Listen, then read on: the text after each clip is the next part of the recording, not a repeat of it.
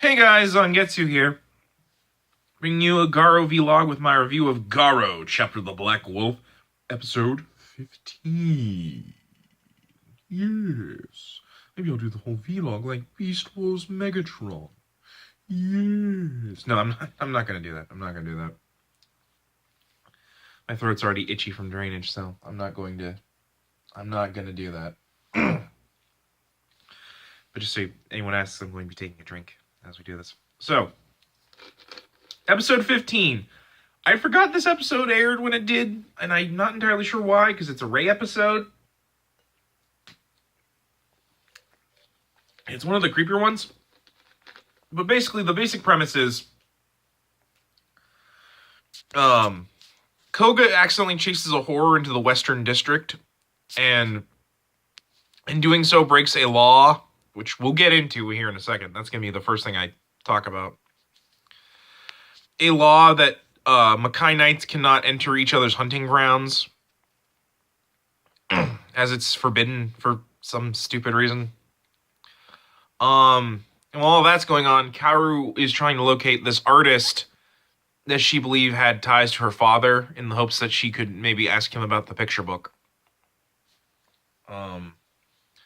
And of course, the horror is the artist, and you know where this is going. Yeah, this is, I think, where the whole Kaoru ends up getting tied into the horror thing gets kind of old, kind of fast. For some people. Like, I don't really mind it, because, like, it just happens. I think, at least here, it's less stupid than her constantly having jobs that get her into running into a horror. But, yeah. So, alright, first off, this episode's kind of weird. Like, it does a lot of, like, camera first-person shots. Some of them are neat, like when the horror is attacking Kaoru with a knife, and the camera, like, focuses on the knife and moves with the knife. And then later they do the same thing, but with Rey's sword, as he's fighting the horror. But they do it a lot, to the point where I'm pretty sure the idea was, like, Kate Amamiya wanted this shot like a horror film. And, and so, it's shot like the POV of the monster. But they'll do it, like, really random times, too. Like, this scene where Koga and Rey are talking to each other in the watchdog room. And it's from their perspectives. And, like, it really doesn't make sense why we're seeing it like that. I think the idea being that, like, Koga and Rey want to understand each other a bit more or something. It's not really made clear why they do some of the shots that they do. I get it when they're doing it with the horror. But otherwise, it's weird. The horror itself is kind of neat. I think it's supposed to be like a Tengu or like a crow demon or like a gargoyle, just because, like, he's possessing a sculptor. A sculptor. And it's kind of cool looking. I'll admit, this is probably one of the few times where I think the horror legitimately looks scary. Especially because, like, when he's in, like, even the human character is kind of creepy. He's an artist that feels like he does not have any talent.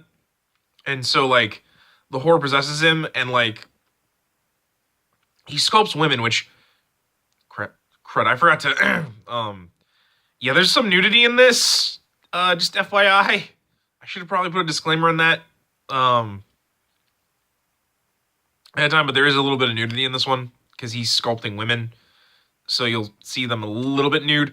Not, like, it's more like he rapes them in, like, skimpy things while they're naked. I think it's only his first victim, because otherwise I think his second victim was not nearly as, or at least the victims that we see on screen, because later we see that he has a lot more victims.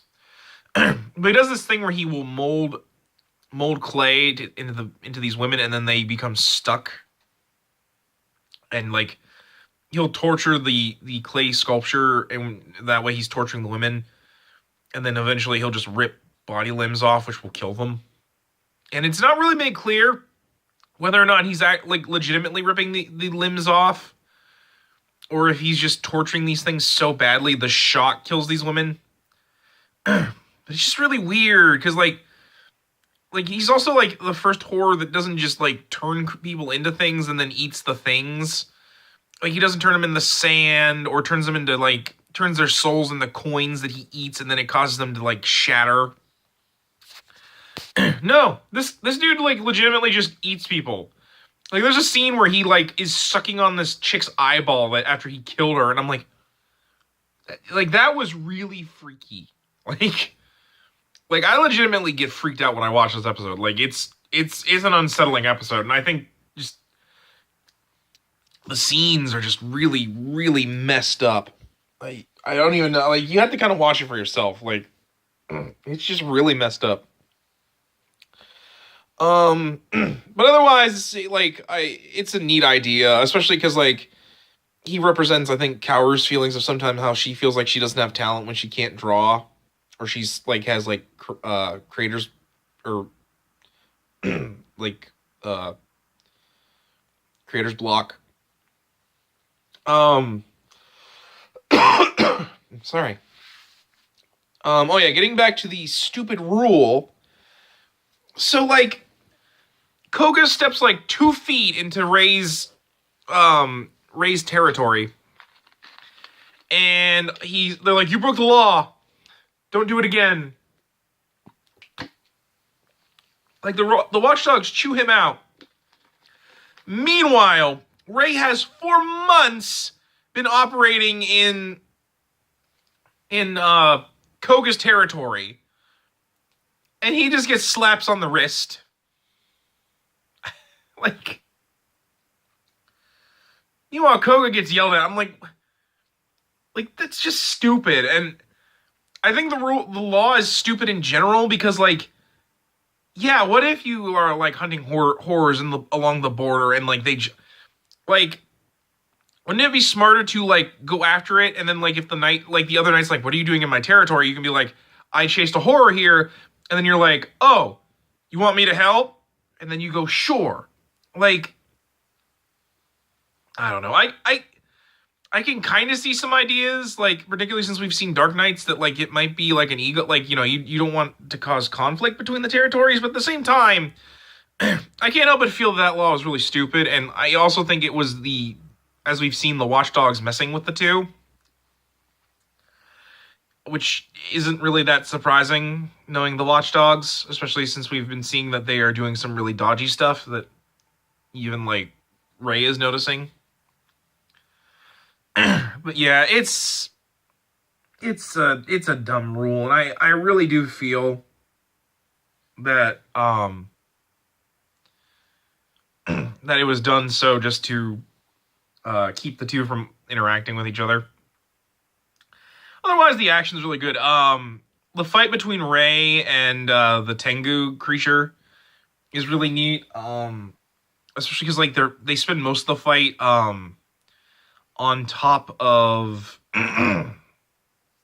like this walkway that's really narrow, and like the two of them are like just constantly fighting. And you can kind of see Ray has like a bit of a disadvantage in that in the area because like the horror can make his body manipulate, so like he's like crawling like atop the railings, and like he can just move differently than Ray. I also think this is the first time we see Ray put his blades into the twin Naginata mode. I think he also did it in the last episode and other times where he showed up. I think this is the first time we really see it, especially because like the episode like really focuses on it. Like he can put his blades into like a double-bladed Naginata mode. Oh, excuse me. Where like he can like use it like a pole arm or like a bow staff. That's probably one of my favorite moves he does. He usually does it when he's about to deliver a finishing blow.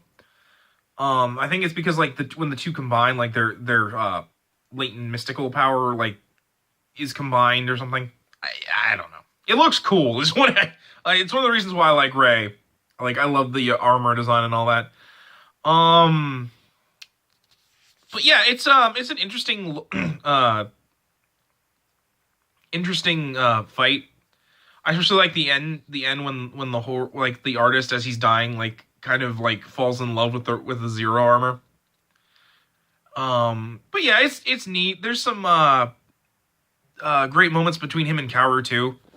I kind of don't want to spoil all of it because it was kind of nice because like it's like you're kind of seeing Ray start to becoming less of an antagonist and more of a Makai Knight, which I think started with the last episode, but here I think is really where he begins to actually have some character development, which is nice. So yeah, next episode is going to be kind of neat because it's going to delve into a lot of lore for the show that will become a standard for the show. It's actually one of the episodes that I really like just because it's just a world building episode for the most part. So yeah, this is a good episode. It does feel kind of like filler, but not so that like some other episodes have felt. Like I call it filler just because it feels like it's just an episode to show off Ray and the territory and just sort of begin his arc to becoming a better character. But overall, I think it's a good episode. I actually kind of argue it's the first really Ray episode where Ray gets to have like his own episode, but not really. I think it's more a Kaoru episode than anything, but but it's still good. So yeah, link will be in the description if you want to watch it. I really do recommend it, especially it's a really good episode and shows why the show can do horror really well. But otherwise, guys, this has been my review of GARO Chapter the Black Wolf, episode 14, or 15. 15. This is why I should have left the YouTube list up so I could remember what episode I'm doing. Anyway, guys, episode 15 review. Take care.